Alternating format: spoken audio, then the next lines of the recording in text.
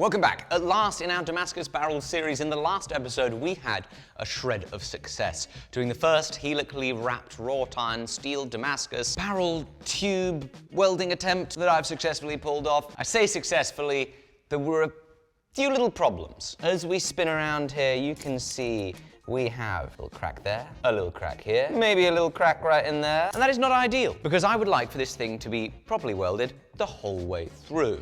And after our real struggle forge welding this thing together, as risky as it might sound, I want to try reforge welding it. Now, it's not going to be as simple as just chucking this back in the forge and hammering on it some more. One of the problems is, since I ground into 1/2 of either end, it's going to be weaker here, which means that it might buckle and deform and potentially damage the nice welds that we already have. So that's something that we're going to have to work around with really isolated heats. But two, in all the spots that it is cracked and hasn't welded, the material within there is really badly oxidized. It is not clean, and forge welding needs as clean a surface as possible. So my plan is to take a saw blade and just saw through those cracks until we've got clean metal, and then heat it up, hopefully forge weld it back together. If you look inside that curve, you can see clean metal and you can still see a crack, so we've got to go deeper. Wow, this is a much wider kerf than I imagined. In my mind's eye, this was going to be just like a razor-thin cut to make it really easy to forge weld back together. I don't know if I like that, Jamie. Can I maybe tackle this another way? Perhaps this is narrower. That's a bit thinner. Oh, that one wasn't very deep. That's good. I have to say, I'm very surprised. The depth that I had to go on all of these is much shallower than I expected. I thought these things were going to go all the way through to the bore, but they don't. I think we might get away with not having to do another batch of forge welding, because I think by the time we machine this down, I think we're going to get through all that stuff. Brilliant. Now let's see, am I just hoping here? Let's take an actual measurement of how deep we are. Oh gosh, that's quite deep. 3.1 millimeters, outer diameter 32, current bore 12, ground down to true material 8.26. That means that to get down to clean looking material, we'll have to take 4 millimeters off the diameter, which means 2 millimeters off each side, which is 1 millimeter more than the 3 millimeter crack depth, which means we're going to go ahead and light the forge again.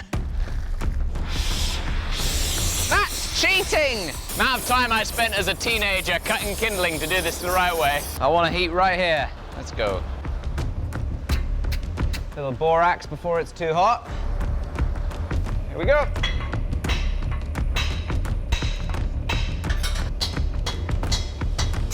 Looks a little bit better, maybe. Maybe it's wishful thinking.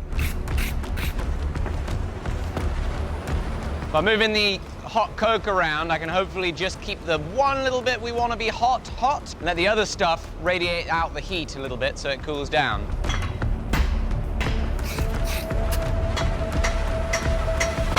Oh, hello. That was loud. That was very loud and could have been dangerous. What was it? I don't know. Maybe some like oil or just something from the fire.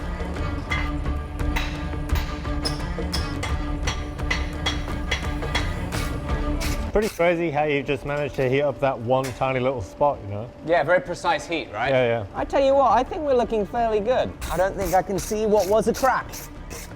I think we've cleaned it up. So, with that done, we'll now move on to this area there. Oh, go on, I'll do one more welding heat to be safe.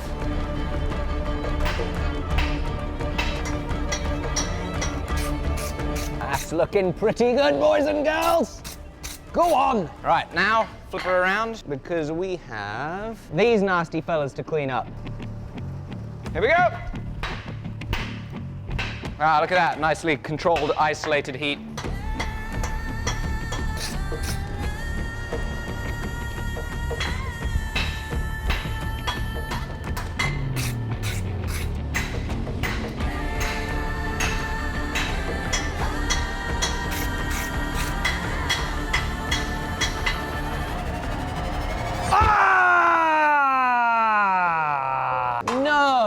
You see that? Please, do you see that? Of course I see it. It's massive. Oh, cavernous! There's another one as well. No. Oh, gosh. Well, Jamie, it would appear in trying to fix all the cracks, I've made new ones significantly worse. Ah! Yeah, that's not the original crack.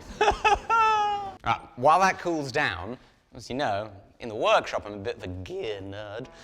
I like to geek out on my tools, and I've got probably too many of them. Same thing applies when I go into the mountain. Check this out, I recently modified something. Come to the haberdashery department. These are Japanese fisherman's gloves, and they cost £20. They're great in winter and for ice climbing because they're completely waterproof, they've got insulation in them. People found out about it, they became popular. The trouble with these is snow always gets inside the cuff. And so then the company launched these, right? Which have a gauntlet on it, which is super helpful because you can save your snow getting up your sleeves, right? But you can only buy these things in the United States, which means after shipping and import, a pair then costs you 50 quid. So on principle, I disagree with that. And so I figured out how to put a gauntlet on the blue gloves that don't come with gauntlets, and then to save other people having to futz around and figure out the measurements and be able to do their own, I went ahead and took pictures and I made a blog post on my Squarespace website that details exactly how to do it. Because this is information that I want people to have. And it's all the more reason why I love our sponsor Squarespace, because if you've got information that you want to share with the world, having a Squarespace website is how you can do it. What's more, say you got really efficient at making modifications to your really niche waterproof ice climbing / fisherman's gloves, well, you could go ahead and sell the modified pair on your beautiful Squarespace website. You can also sell digital products, showcase your portfolio, and even sell your time using Squarespace's scheduling, which syncs very nicely with your Google Calendar, might I add. If you don't have a website for your small business or you want to upgrade it, what are you waiting for? Please go to squarespace.com/forge, get yourself a free trial, see how easy it is to use, and then code FORGE at checkout will always get you 10% off your purchases at Squarespace. Let's get back to it. Bad, badder, baddest. Let's see how deep they are. Wait, what are you doing? I'll just ask my phone. Hey Siri, how deep is the Mariana Trench? There is a world where these cracks look worse but are actually better. That is a potential. I think there might be hope that this is not as deep as it looks. Just maybe we can put it in the lathe and we can turn through those. Just maybe. Now we're gonna have to line it up on the bore, not on the OD, because obviously the OD is not concentric to the bore after the grinding that we did in the last episode. Let's give it a shot. Here we go. Oh yeah, she's getting wobbly. It's good, we're hitting this crack. We're hitting that crack, not as much as I'd like though. I wish this was all oriented a little bit more that way, but there's only so much one can wish for.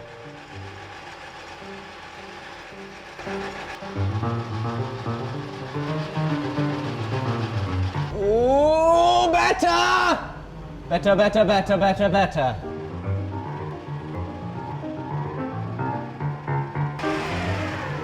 No! That last pass opened up even more of that chasm. I'm really bloody annoyed about these cracks. There's only so many times you can make a video about making a Damascus barrel.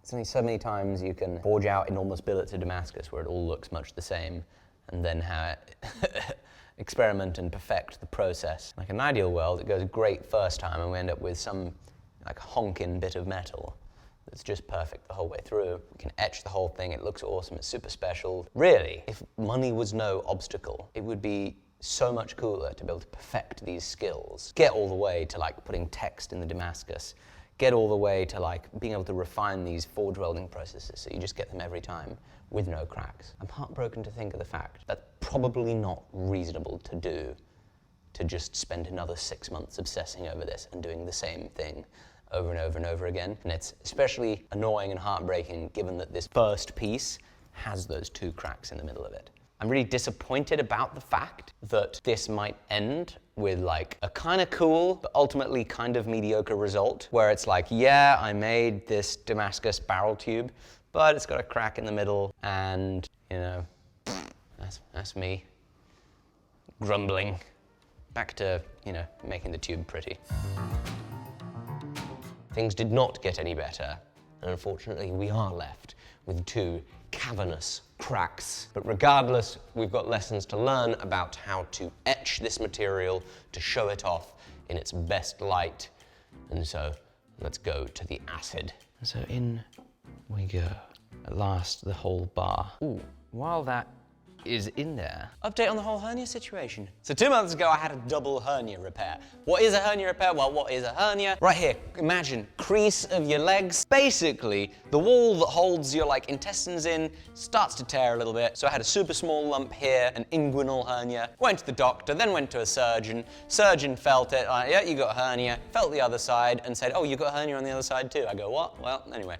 So I had a double hernia repair. They poke a few tiny little holes, one right near my belly button, teeny weeny one there, teeny weeny one there. Put some like polyester mesh inside of there, a couple titanium staples, out they go. That's a hernia repair. Oh. The first 3 days after my hernia repair was so much more painful than I could have possibly imagined. I was at home on the sofa, moving around. I was hunched over like this. Bro, trying to take a dump in those first 3 days, it was so challenging. But after that, it's been very much plain sailing through my recovery, and I'm very happy that now, like 2 months post-surgery, I'm back in the gym, putting some of the strength on that I lost, and I can definitely sense that I'm getting stronger and stronger. Went for my first run the other week, and of course, been also back bouldering in the climbing gym and starting to feel comfortable jumping from the top, you know, and doing hard things where there's a chance of falling off and having to land on the pads. And on the note of bouldering in the climbing gym, I did a collaboration with Josh Rundle, who runs a bouldering and climbing channel. We filmed that way back in August before my operation, but he finally published the video. So if you want to see me climb and fall, please do watch that. Ready? Boom! Oh my good Lord. That is worth all the time we put into it, that's for sure. How amazing does that multi-bar twist look? Let's neutralize it, some baking soda.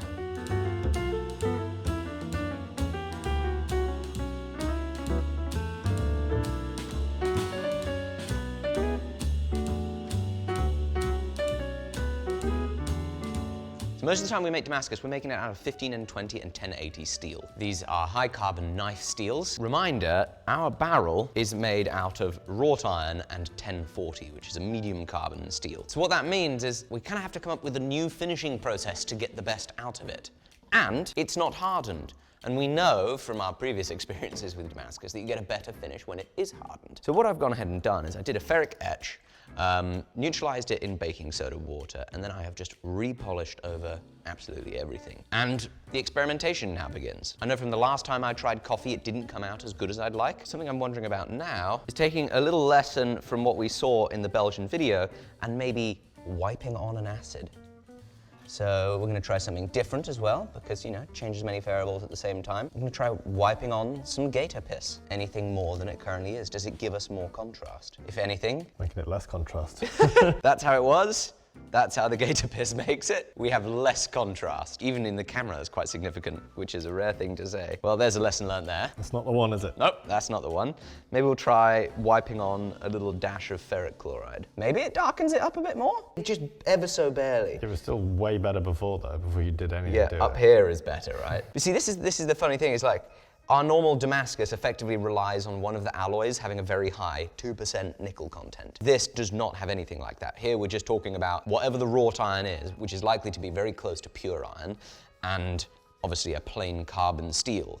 So the only real difference should be 0.4% carbon between the pair. And we knew going into this, that is not obviously going to be making a lot of contrast between these two metals when we etch it with an acid. But we're gonna have to find the right system, right? Because we need it to look pretty. It still looks better with our water hand sand finish. It's just a little bit dirtier than I'd like. Part of an additional benefit with our regular alloy choice in Damascus steel is that 2% nickel resists corrosion. It does mean that the acid doesn't bite in and tooth the surface. Whereas here, part of what's losing our contrast is that there is nothing that's impervious to the acid in this combination of alloys. Everything is getting etched away. It's just one is getting etched away less than the other. This is something I've been curious about. What if we do a little cold blue?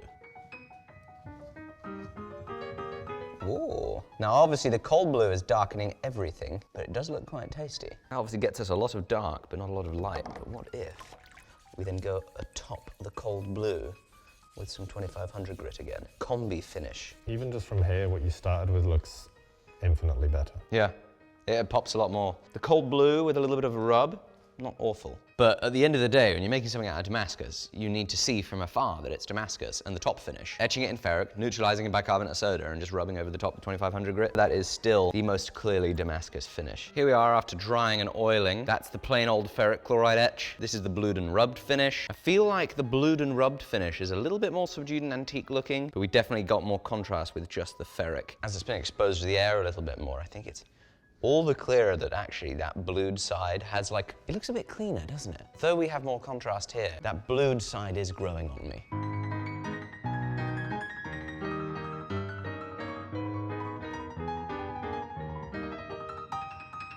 It's been a week, and I'm surprised to say, but I think I am now deciding that the blued and rubbed finish is better than the other, because it has tarnished. And in that week, it's also given me some time to think about the circumstances I'm in here. While I was making this tube, part of the reason that I was so upset about having this crack in it is that we haven't fully achieved learning about how to make a nice Damascus barrel. My dream would be to spend the next 6 months doing nothing but developing and iterating this process to get really good at it and bring this skill back and learn it for myself. But the nature of the real world is that bills to pay, and in my circumstance, interesting YouTube videos to make means that I can't do the same thing over and over again. And I've been dreading the thought that I'd have to end the barrel project here with 12 inches of mostly good, but cracked in half tube. I can't do this all over again and make interesting YouTube videos about it. But we've decided that there is one chance left to give it another shot and hopefully improve upon the failures of this. But it means I've got to step it up a notch.